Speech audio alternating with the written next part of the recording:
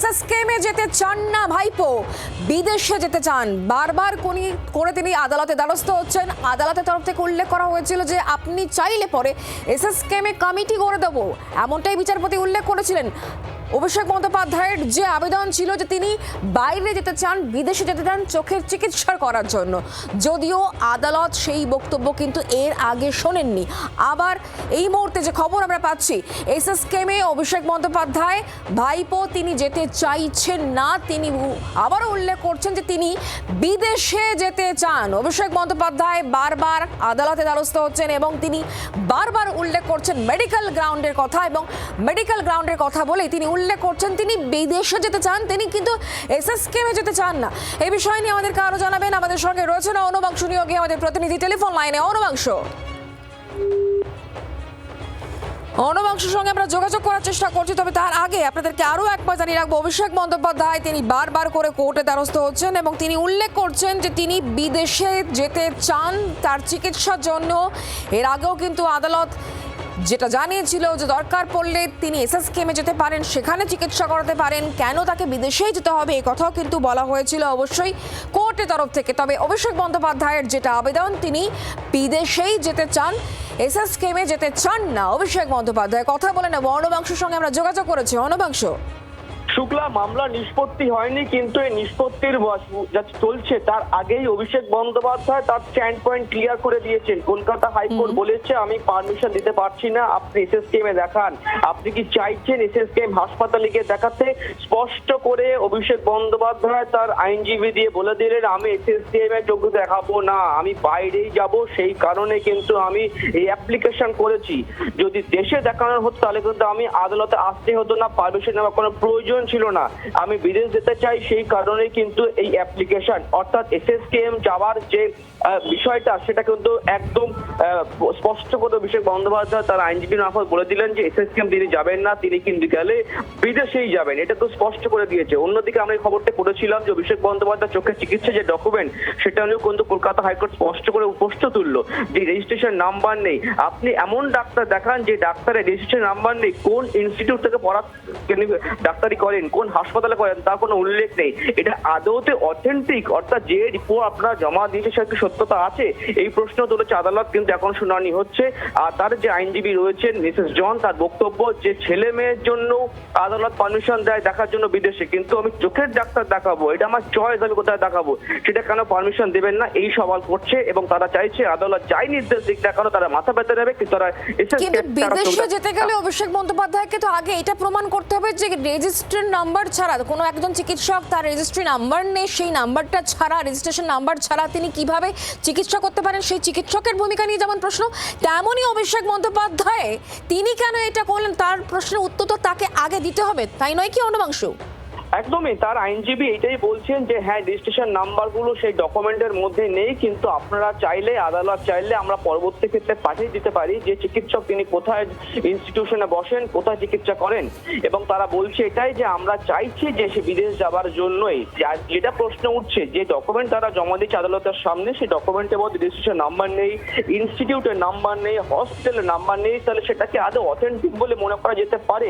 এটা খুব স্বাভাবিক প্রশ্ন তুলেছে আদালত। তার উত্তর দিচ্ছে তারা আইনজীবীরা, এখন আদালত সিদ্ধান্ত নেবে যে তার আবেদন মতো বিদেশ যাওয়ার পারমিশন দেওয়া হবে কিনা। তবে আদালত স্পষ্ট করে দিয়েছে যে আদালত কোনো চিকিৎসক জানে না, আদালত চাইছে স্টেটের কাছ থেকে আজকে পরামর্শ নিতে যে আদৌ কি অভিষেক বন্দ্যোপাধ্যায়কে বিদেশ যেতে হবে কিনা এই চিকিৎসার জন্য। আজকের মধ্যে কি পুরো বিষয়টা ক্লিয়ার হয়ে যাবে অনুবাংশ? একদমই, আজকের মধ্যে আশা করা যাচ্ছে ক্লিয়ার হয়ে যাবে। তার আইনজীবীরা স্পষ্ট করে বলে দিয়েছে যে আমরা এসএসকেএম যাব না, তার পরিবর্তে আদালত যা সিদ্ধান্ত দেবেন দিক, আমরা দরকার পড়লে উচ্চ আদালতে যাব, এমনটা তারাকে ইন্ডিকেশন দিয়েছে।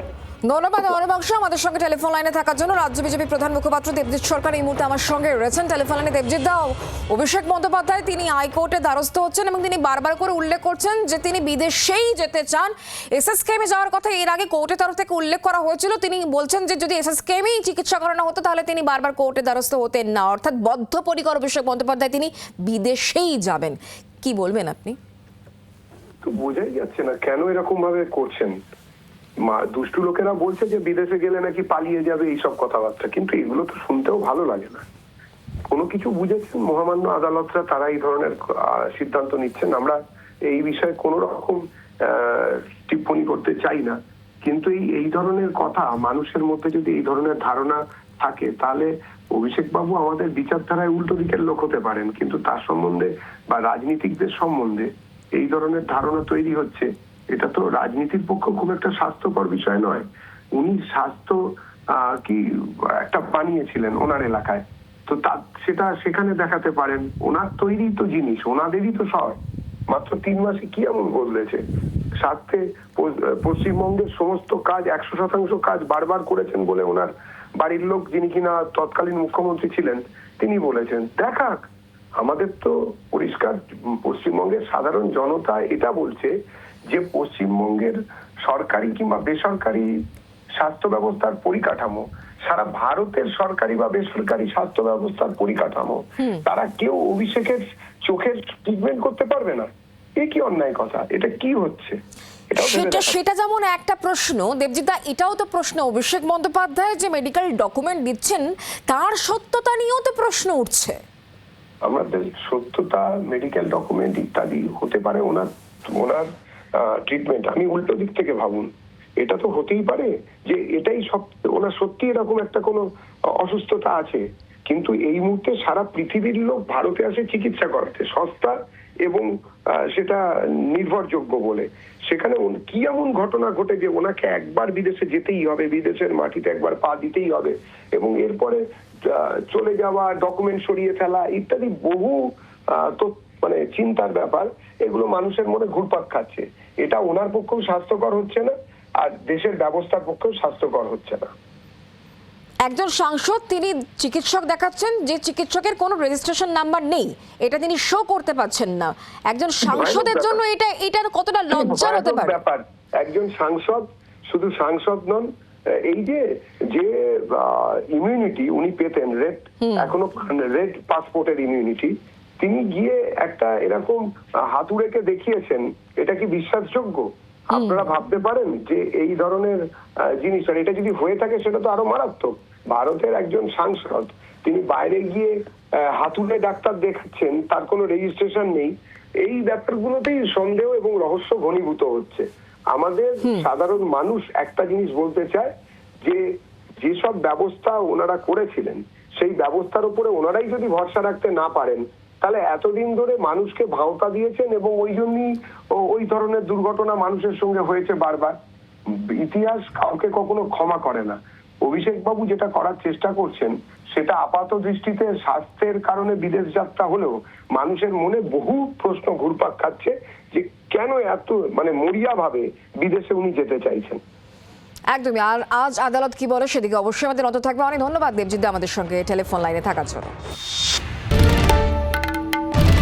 বাংলার আওয়াজ, বাঙালির আবেগ, জি 24 ঘন্টা।